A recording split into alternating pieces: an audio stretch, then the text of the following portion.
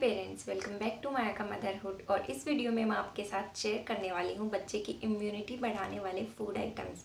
साथ ही हम ये भी जानेंगे कि हमें बच्चे को क्या खिलाना चाहिए और क्या नहीं खिलाना चाहिए, मतलब प्राकृतिक भोजन के 3 इम्पोर्टेंट नियम।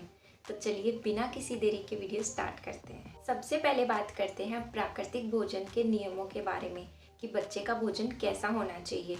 नंबर 1, ईट लिविंग फूड, मतलब ऐसा भोजन जिसमें जीवन हो। देखो, एक बीज लीजिए, उसे ज़मीन में उगाइए और उसे पानी देते रहिए। कुछ दिनों बाद वो बीज अंकुरित होकर उसमें से एक पौधा निकल आता है, क्योंकि उस बीज में जीवन है, उसमें प्राण है। वहीं अगर आप कोई बिस्किट या कोई नूडल्स ज़मीन में उगाते हो तो उसका पौधा कभी निकलता है क्या? नहीं ना, क्योंकि उसमें प्राण ही नहीं है, उसमें जीवन ही नहीं है। तो जिसमें खुद में ही जीवन नहीं है वो हमारे बच्चों को क्या जीवन देंगे? ये निर्जीव भोजन है, डेड फूड है, और हमारी बॉडी में जाके बहुत सारी बीमारियां लगाते हैं। ऐसे ही फल, सब्जियां, स्प्राउट्स, अनाज, मेवे, ये जीवित भोजन है। जब ये हमारी बॉडी में जाते हैं या बच्चे की बॉडी में जाते हैं तो जीवन लाते हैं, बीमारियां ख़त्म करते हैं, गंदगी बाहर निकालते हैं। तो हमेशा अपने बच्चे को वही खाना दीजिए जो माँ प्रकृति से सीधा आता हो, ना कि इंसानों द्वारा फैक्ट्री में बनाया जाता हो। नंबर 2, ईट होलसम फूड, मतलब ऐसा खाना जिसमें पूर्णता हो। माँ प्रकृति को सब पता है कि हमें और हमारे बच्चों को कैसा भोजन चाहिए। कोई कारण है जो हमें पेड़ों पे खजूर देती है, चीनी नहीं। कोई कारण है जो वो हमें ज़मीन में आलू देती है, आलू के चिप्स नहीं, क्योंकि उनमें पूर्णता होती है। उनमें प्रोटीन, वाइटामिन, फैट्स एक पर्टिकुलर रेशियो में होता है, जिससे वो हमारे बच्चों के लिए पचाना आसान रहता है। तो अपने बच्चों को वो खाना खिलाइए जिनमें पूर्णता हो। सफ़ेद चावल की जगह ब्राउन चावल खिलाइए, चीनी की जगह खजूर या गुड़ खिलाइए, गेहूं की रोटी की जगह उन्हें गेहूं का दलिया खिलाइए, क्योंकि उनमें पूर्णता होती है। नंबर 3, ईट फ्रेश फूड, कोई भी खाना जो आपने आंच में पकाया है उसे 4 या 5 घंटे से ज़्यादा स्टोर करके ना रखें।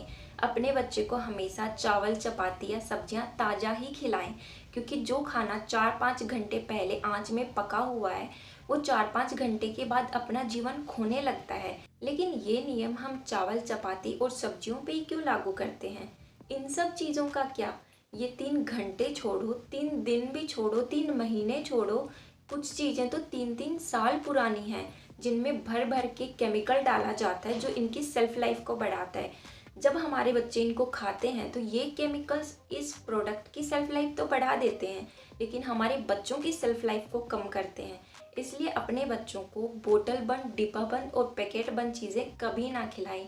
वही खाना खिलाएं जो माँ प्रकृति से सीधा मिलता हो। तो ये थे प्राकृतिक भोजन के नियम। अब हम बात करेंगे कि ऐसे कौन से न्यूट्रिएंट्स हैं जिनको लेने से हमारे बच्चों की इम्यूनिटी बढ़ती है। तो नंबर 1 पे है विटामिन सी।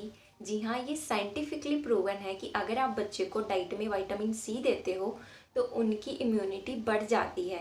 अब विटामिन सी के क्या क्या सोर्सेज हैं? जो भी सिट्रिक फ्रूट्स हैं, मतलब खट्टे फल हैं, वो अच्छे सोर्स हैं विटामिन सी के। जैसे नींबू हो गया, संतरा हो गया, गवावा हो गया, या मौसमी हो गया, टमाटर हो गया, पपीता हो गया, ये सब आप अपने बच्चों को दे सकते हो। Number 2, beta carotene.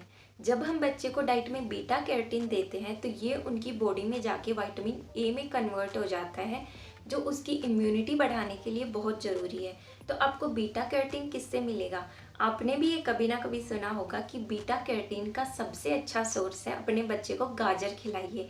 इसके अलावा आप शकरकंदी खिला सकते हैं, आम खिला सकते हैं, पंपकिन हो गया, और हरी पत्तेदार सब्जियों में ये बहुत अच्छी मात्रा में पाया जाता है। Number 3, vitamin E.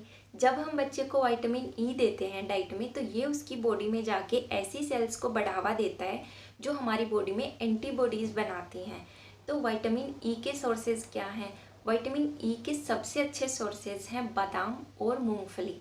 तो आप बच्चे को डेली रात को 3 से 4 बादाम भिगो के रखिए और सुबह उसको डाइट में ज़रूर दीजिए। तो अगर आप बच्चे की डाइट में विटामिन सी, विटामिन ई और बीटा कैरोटीन इंक्लूड करते हैं तो ये उनकी इम्यूनिटी को बढ़ाता है, उनके डिफेंस सिस्टम को स्ट्रॉन्ग करता है और उनकी रोगों से लड़ने की क्षमता को बढ़ाता है।